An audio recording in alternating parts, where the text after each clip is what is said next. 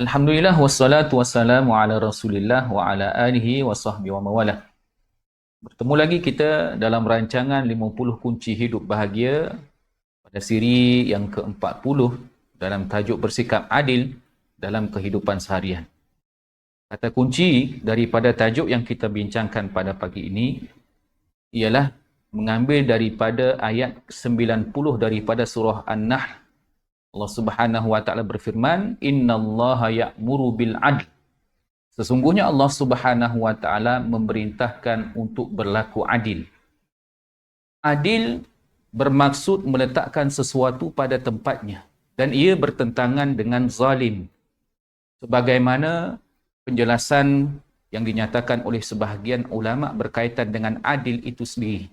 Antaranya Al-Imam Muhammad bin Hazm yang mengatakan bahawasanya keadilan ataupun adil itu merupakan perisai dan alat pelindung kepada mereka yang lemah. Demikian halnya apa yang dinyatakan oleh Imam Ibn Taymiyah rahimahullah yang mengatakan bahawasanya kebaikan itu berhimpun di dalam skop keadilan.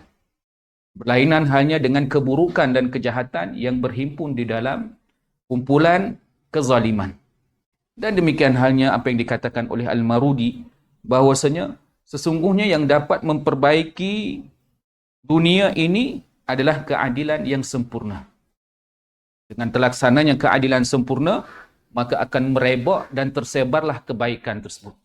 Berapa ramai dari kalangan individu-individu, masyarakat dan negara serta kepimpinan berusaha untuk membumikan adil itu kerana mereka meyakini dengan apabila terbuminya adil itu, maka merebaklah dan tersebarlah kebaikan.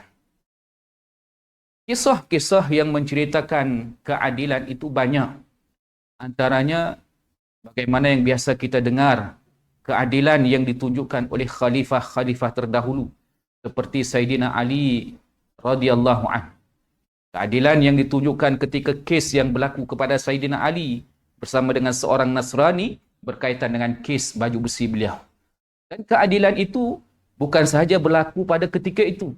Bahkan ianya juga masih lagi berlangsung sebagaimana yang berlaku kepada saudara-saudara kita di Gaza khususnya dan di Palestin secara umumnya.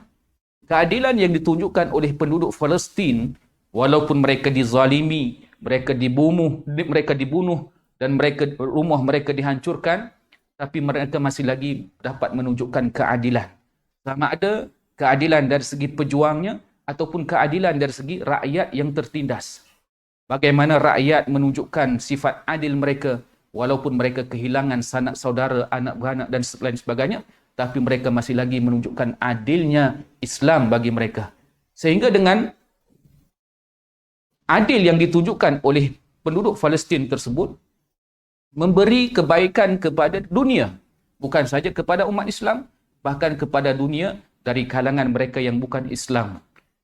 Berapa ramai dari kalangan mereka yang bukan Islam dengan asbab keadilan yang ditunjukkan oleh penduduk Palestin tersebut menyebabkan mereka tertarik untuk mendalami Islam, membaca Al-Quran, mendalami makna-makna Al-Quran, sehingga tidak sedikit dari kalangan mereka yang mengucapkan kalimah syahadah sebagaimana yang berlaku dalam kes antara Sayyidina Ali radhiyallahu anhu dengan seorang Nasrani dalam kes baju besi yang menyebabkan si Nasrani tadi pun mengucapkan syahadah apabila keadilan ditunjukkan oleh Sayyidina Ali sebagai seorang Amirul Mukminin dan seorang hakim syuraih menunjukkan keadilan. Ada. Itu yang berlaku. Dan konsep adil ini dia merangkumi semua aspek kehidupan. Sebagai contoh, adilnya seorang suami. Apabila disebutkan seorang suami, maka dia melibatkan isu poligami.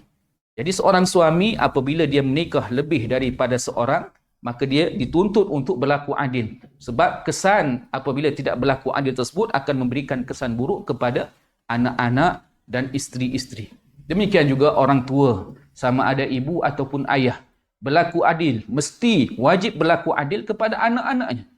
Wajib berlaku adil kepada anak-anaknya dari segi perasaan, meluahkan kasih sayang, dan demikian juga dari segi material, pemberian material. Sama ada pemberian hadiah dan sebagainya.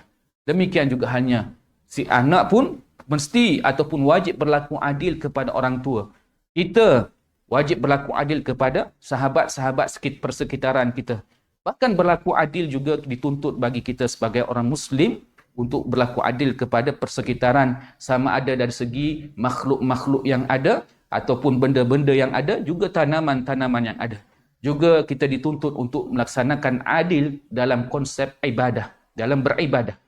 Dan adil dalam perbelanjaan. Bagaimana adil dalam perbelanjaan? Adil dalam perbelanjaan ini ialah kita tidak kedekut dan kita tidak boros.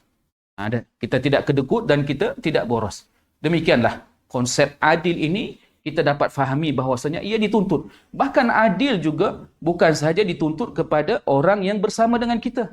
Adil juga, kita juga dituntut untuk berlaku adil kepada, bukan sahaja kepada kawan, tapi juga kepada lawan. Wala yajrimannakum syana'anu qaumin ala alla ta'dilu. Janganlah sifat benci kamu kepada satu kaum menyebabkan kamu tidak berlaku adil kepada mereka. Jangan kerana mereka musuh pembangkang ataupun musuh yang berlawanan dengan kita, kita pun tidak berlaku adil. Kita hanya berlaku adil kepada penyokong-penyokong ataupun kawan-kawan kita saja. Sedangkan kepada mereka yang bukan dari kalangan penyokong kita ataupun kawan kita, kita tidak berlaku adil. Itu sebabnya adil dalam konteks Islam, adil bukan sahaja slogan, adil bukan sahaja simbolik, tapi adil adalah satu syariat ilahiyah yang dia lebih universal. Merangkumi semua syariat-syariat yang ada. Bahkan pelbagai agama pun menuntut untuk berlaku adil. Maka oleh demikian, saya menyuruh kepada diri saya dan kita semua supaya kita dapat melaksanakan adil dalam kehidupan seharian kita. Dan mudah-mudahan adil itu, dengan berlaku adilnya kita, termasuk di antara asbab untuk melayakkan kita mendapat keredaan daripada Allah Subhanahu wa taala.